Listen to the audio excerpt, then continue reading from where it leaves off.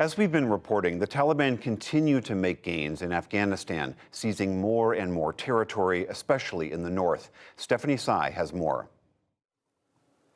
William, the Taliban seizure of 9 provincial capitals and vast surrounding lands now means that the insurgents hold loose control of 2/3 of Afghanistan. All this as the U.S. and NATO finalize their withdrawal by the end of this month after 2 decades of war. So what has been the Taliban's strategy? How have they conquered this territory so quickly? For that, we turn to Bill Raggio. He is a senior fellow at the Foundation for Defense of Democracies and the editor of their Long War Journal. Bill Raggio, thank you for joining the NewsHour. You've been watching this rapid succession of Taliban victories.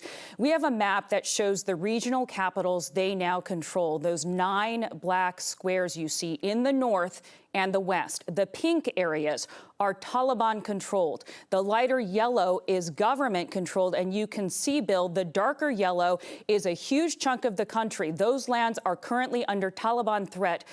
What do you see as the insurgents' strategy and objective? Yeah, the insurgents, the Taliban's objectives is to seize control of Afghanistan, to reestablish its Islamic Emirate of Afghanistan. That's the name of its government prior to the U.S. invasion. It will do this by force, or it will do it via diplomacy. And via diplomacy means the Taliban will accept the Afghan government's surrender. The Afghan government isn't surrendering, so the Taliban is taking it by force. It has focused on taking areas in the west and particularly in the north. These are strategic areas for the Taliban and for the Afghan government. Many Afghan power brokers are based in the north. This is where they derive their power. And the Taliban could easily take the south and much of the east if it focused its forces there. But instead, what the Taliban decided to do is to go straight after the government's strength. And that's why 7 of the 9 provincial capitals in northern Afghanistan are under Taliban control. And there's the 2 provinces in western Afghanistan. They also are under Taliban control. The Taliban ultimately is seeking to surround Kabul, strangle it, and either force the surrender or militarily take the capital of Kabul. Okay, let's parse everything you said out a little bit, because the north is typically not where the Taliban is the strongest, and yet they've been able to take all those capitals. So tactically, what has the Taliban done to lay the groundwork and set conditions to accomplish this? The Taliban leveraged its alliance with al-Qaeda in order to gain control of areas. What it did, it used al-Qaeda groups, associated groups, Tajik and Uzbek groups, to gain influence in the northern areas. And this was very effective. It allowed them to reach out to Tajiks and Uzbeks and Turkmen to increase the ranks, because the Taliban traditionally, at least in the 1990s, was primarily a Pashtun organization based in the south and the east. And instead, by expanding its influence and its reach in the north to these groups, it's increased its combat power. This is the untold story of what has happened in the north. We have to remember that in the north was the last bastion of resistance to the Taliban pre 9/11. Badakhshan province, which is currently under Taliban control, was the headquarters of the Northern Alliance. And now the Taliban, with the help of al-Qaeda, leveraged those assets. And this is how we're seeing this remarkable success in the north. Okay, that's the strategy, and I want to go back to al-Qaeda in a bit, but I want to ask you about tactics. Did we also see that there was pre-positioning of, for example, weapons and fighters in those northern cities? Absolutely. What the Taliban did since the U.S. handed over security to the Afghan forces back in 2014, they focused on taking control of rural areas. U.S. generals, the commanders, they dismissed this and said, we're going to focus on the population centers. The Taliban said, that's fine. We'll work on the rural areas. We'll stage from there and we'll expand our control outward. This Taliban strategy is over a decade in the making. They explained it in English, by the way. So it was all out there to see. But unfortunately, bad U.S. and Afghan and NATO strategy combined with solid Taliban strategy.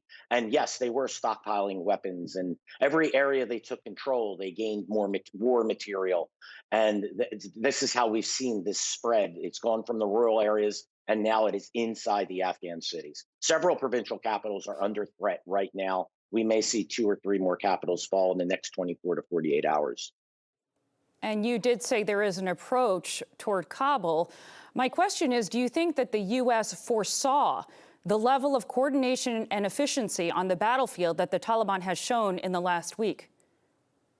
I think this is one of the greatest intelligence failures in decades, certainly in U.S. military history. The Taliban organized this offensive. It planned it.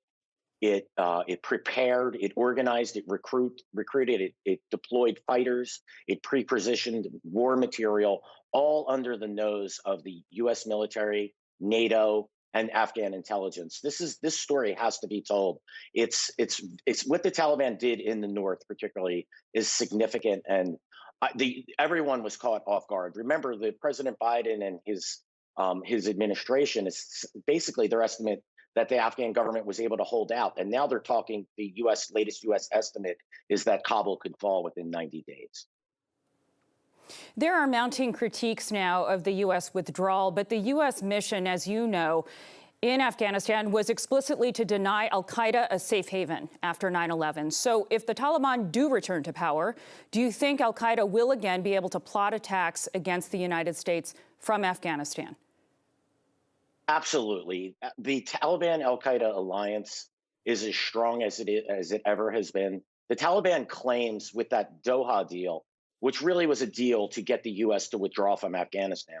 The Taliban claims that they won't allow Afghanistan to be used as a base of operations for foreign terror groups. But the Taliban made the same promise pre-9/11, and we all saw what happened then. The Taliban couldn't be trusted then. They can't be trusted today. And you can be certain that al-Qaeda will be seeking to leverage its relationship with the Taliban to plot attacks against the West. So are the negotiations that are taking place in Doha between the Taliban and the U.S. envoy who just arrived there yesterday, Zalmay Khalilzad, are they relevant at all? Or is the military taking orders from the folks in Doha or vice versa? The negotiations in Doha are a smokescreen. It's designed to give false hope to the United States, to NATO, and particularly to the Afghan government that there will be a negotiated solution. The Taliban's position has been the same for 2 decades now. It has stated in English on Voice of Jihad, its website, numerous times, even 7 days after signing the Doha Agreement, that the only acceptable outcome of this war would be the reestablishment of the Islamic Emirate with Mullah Habibatullah Akhundzada, its emir, as the leader of the Islamic Emirate of Afghanistan. The Taliban and the Doha group, the Taliban's Doha group, is merely providing that screen. They're giving, again, it's giving false hope to everyone, tying up diplomatic efforts while the Taliban tries to take. The Taliban would accept the surrender of the Afghan government. Remember, that would lead to peace. That would be the peace of the Taliban. But they'll take it militarily. That is not a political settlement surrender. Bill Raggio, thank you for coming on the NewsHour and sharing your point of view. Thank you very much.